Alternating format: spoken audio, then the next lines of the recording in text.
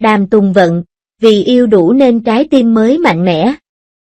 Là một bộ phim hài nhẹ nhàng nơi công sở, gọi tôi làm giám đốc đã được phát sóng trên Dragon TV và Youku. Với cốt truyện thoải mái và bối cảnh mới lạ, bộ phim đã được nhiều khán giả yêu thích. Phân cảnh Lục Di Miên do Lâm Canh Tân thủ vai cũng khiến nhiều khán giả bàn tán. Ngoài trí tuệ và sự thông minh, điều mà Đàm Tùng Vận thích ở Ninh Men là tài hùng biện của cô ấy có cái miệng nói nhiều và cái đầu nhỏ quay rất nhanh, và cô ấy có đủ khả năng để vu khống người khác.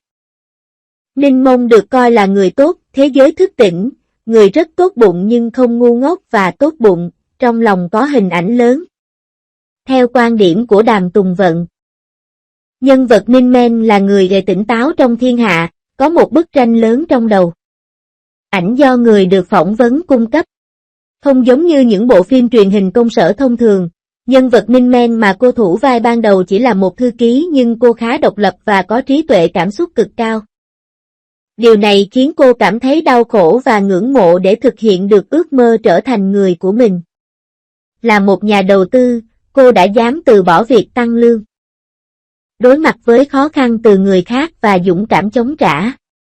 Để thể hiện tốt vai Ninh Men, Đàm Tùng Vận cũng đã tích lũy được nhiều kiến thức chuyên môn về tài chính trước khi đóng vai chính. Chúng tôi đã đến một số công ty và tìm hiểu về một số tình huống nghề nghiệp với các chuyên gia khác nhau ở đó như lễ tân, thư ký, quản lý, chủ tịch, vân vân. Vị trí và cảm nhận của từng vị trí của họ là khác nhau. Khi đó, chúng tôi cũng tìm thấy một số câu hỏi mà Ninh Mông sẽ phải đối mặt là họ sẽ làm gì nếu điều tương tự xảy ra với họ. Màn hình khóa điện thoại di động của Ninh Men là "Đừng sợ hãi, cứ làm đi". Đàm Tùng Vận cho biết hình nền màn hình khóa điện thoại di động của cô có biển, bầu trời xanh và mây trắng. Nó không có ý nghĩa gì đặc biệt, chỉ trông rất thoải mái và do chính cô chụp. Cô cũng muốn nhắn nhủ với mỗi bạn trẻ nơi công sở rằng, dù bận đến đâu cũng nên chú ý đến sức khỏe của mình nhé. Kịch mới. Cuốn sách gốc gây nghiện nhưng làm thư ký CEO không hề dễ. Bộ phim truyền hình gọi tôi làm giám đốc kể về câu chuyện của Ninh Men, người đã mơ ước trở thành nhà đầu tư từ khi còn nhỏ và vô tình trở thành thư ký của tổng thống. Cô đấu tranh trí tuệ và lòng dũng cảm với ông chủ Lu Di Miên, một người cực kỳ có năng lực và nóng tính. Cuối cùng, họ cùng nhau theo đuổi ước mơ và cùng nhau phát triển sự nghiệp. Và Đàm Tùng Vận, hay sự thù địch lẫn nhau giữa nam và nữ chính trong vở kịch. Tất cả đều khiến câu chuyện này có vẻ phi thường. Nói về câu chuyện này, Đàm Tùng Vận tiết lộ rằng lúc đầu cô cũng rất thích anh, Ninh Men là một thư ký rất bình thường. Anh ta điều khiển ông chủ của mình, một tổng thống độc đoán, một người mà mọi người đều sợ hãi. Hãy nghe đây. Khi nào tôi đến với câu chuyện này, tôi thấy bối cảnh rất thú vị. Đàm Tùng Vận. Tôi nghĩ câu chuyện rất thú vị và tôi cũng đã đọc cuốn tiểu thuyết gốc, tôi vẫn nhớ đã đọc nó ở nhà vào dịp Tết. Tôi đọc nó mỗi tối trước khi đi ngủ. Lúc đó tôi muốn nhanh chóng đi ngủ. Đọc xong, cuốn sách càng ngày càng mỏng, tôi chỉ nghĩ mình phải làm sao đây? Sắp hết rồi. Sắp hết rồi nên mình không nỡ rời đi. Ninh Mông do Đàm Tùng Vận thủ vai và Lục Di Miên, do Lâm Canh Tân thủ vai, là những kẻ thù không đội trời chung. Đàm Tùng Vận cười nói rằng trước khi phim bắt đầu, cô đã nghĩ rằng thư ký của chủ tịch sẽ lo mọi việc liên quan đến chủ tịch, chuẩn bị đủ loại tài liệu cho các cuộc họp, vân vân. Sau khi tham gia vào bộ phim này, cô nhận ra rằng không phải vậy. Chỉ đơn giản vậy thôi, thư ký cũng cần phải hiểu được sở thích của tổng thống khi đàm phán với người khác, bạn có thể hiểu được ý tứ trong ánh mắt của ông ấy. Tôi cảm thấy mình không giỏi quan sát lời nói và cảm xúc nên mới như vậy. Không thích hợp làm thư ký. Sự tương tác giữa Ninh Men và Lu Di Miên, một cặp kẻ thù hạnh phúc, cũng là điểm nhấn của bộ phim. Trong giai đoạn đầu của bộ phim, những khó khăn khác nhau của Lu Di Miên dành cho Ninh Men khiến nhiều khán giả cảm thấy này cũng là lần hợp tác đầu tiên giữa Đàm Tùng Vận và Lâm Canh Tân. Trong quan điểm của Đàm Tùng Vận, Lâm Canh Tân là một người có khiếu hài hước, cả trong cuộc sống đời thường lẫn trong phim. Nhưng anh không nghĩ mình là một bộ phim hài. Người, Lâm Canh Tân thường khiến cả đoàn cười khi biểu diễn, điều này rất dễ thương.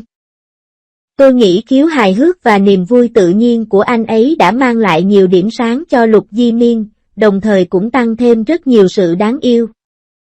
Bộ phim mới Thục Cẩm Nhân Gia của Đàm Tùng Vận lại nổi tiếng không nhờ vào ngoại hình mà nhờ vào kỹ năng diễn xuất. Mới đây, bộ phim truyền hình cuối năm Thục Cẩm Nhân Gia do Đàm Tùng Vận đóng chính đã thu hút sự chú ý của cư dân mạng ngay sau khi ra mắt. Trong phim, cô đã thể hiện một cách sống động di diên riêng.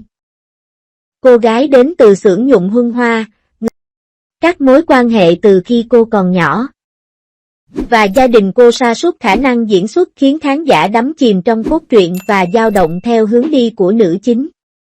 Tôi tin rằng với màn trình diễn tuyệt vời của mình trong chương trình, cô ấy sẽ lại thu hút được một lượng lớn người hâm mộ. Có lẽ không ai nghĩ rằng nữ diễn viên có ngoại hình không phù hợp với gu thẩm mỹ phổ thông trong nước này lại có thể tạo dựng nên thế giới của riêng mình trong làng giải trí cạnh tranh khốc liệt chỉ bằng kỹ năng diễn xuất của mình. Trên thực tế, ai cũng biết rằng công việc thiết yếu của diễn viên là diễn xuất. Ngoại hình dù quan trọng đến đâu cũng không thể làm lu mờ kỹ năng diễn xuất. Nền tảng thành công lâu dài phụ thuộc vào việc ai có kỹ năng diễn xuất để nắm bắt chính xác vai diễn. Nguyên nhân chính giúp Đàm Tùng Vận có được chỗ đứng vững chắc và giành được sự công nhận của khán giả là nhờ kỹ năng diễn xuất chắc. Cô có nền tảng chuyên môn và đã vào nghề được 16 năm. Cô đã tham gia 48 tác phẩm điện ảnh và truyền hình, trung bình 3 phim mỗi năm. Những số liệu này có thể chứng minh rằng liệu thị trường phim điện ảnh và phim truyền hình có bùng nổ trong thời gian qua hay không. Vài năm trở lại đây hay sự suy thoái trong những năm gần đây. Cô vẫn đặt ra những lời hứa cho bộ phim. Việc liên tục được thị trường ghi nhận và sự ghi nhận của khán giả sẽ giúp nam diễn viên Đàm Tùng Vận ngày càng tiến xa hơn trên con đường này. Từ bỏ mọi bồn chồn trong làng giải trí và lựa chọn tập trung vào tạo hình của từng nhân vật, để khán giả có thể theo dõi phim mà không bị phân tâm. Có lẽ đây chính là lý do lớn nhất khiến cô gái nhà bên Đàm Tùng Vận thu hút cư dân mạng thích và mua vào đó. 02. Tương phản offline của Trịnh Nghiệp Thành. Chiều cao không khuyết điểm nhưng kỹ năng diễn kỳ lạ của làng giải trí. Mỗi lần xuất hiện trước công chúng của một diễn viên giống như một cơ hội để chấp nhận sự soi mói của dư luận.